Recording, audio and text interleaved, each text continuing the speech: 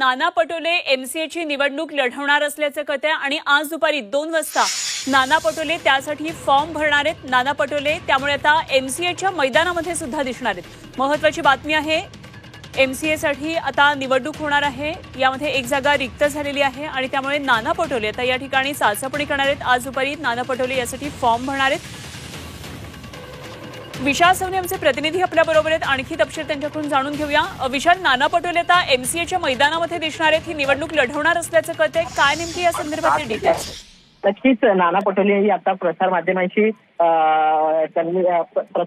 बोलताना म्हणाले की आता 2 वाजता अवघ्या काही वेळामध्ये येणार आहे एमसीएच्या कार्यालयात आणि तिथे उमेदवारी अर्ज जो आहे तो भरणार आहे।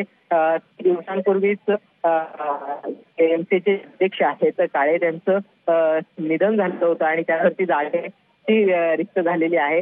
मात्र आता त्या जागेवरती नाना पटोले आहेत, उमेदवारी अर्ज जो आहे तो भरत आहे। दिवसांपूर्वीच क्रिकेट क्लबची देखील त्यांनी सदस्यत्व जे आहे ते स्वीकारलं, त्यामुळे क्रिकेटच्या मैदानात आणखी एक राजकारणी जो आहे तो उतरताना आपल्याला पाहायला मिळेल।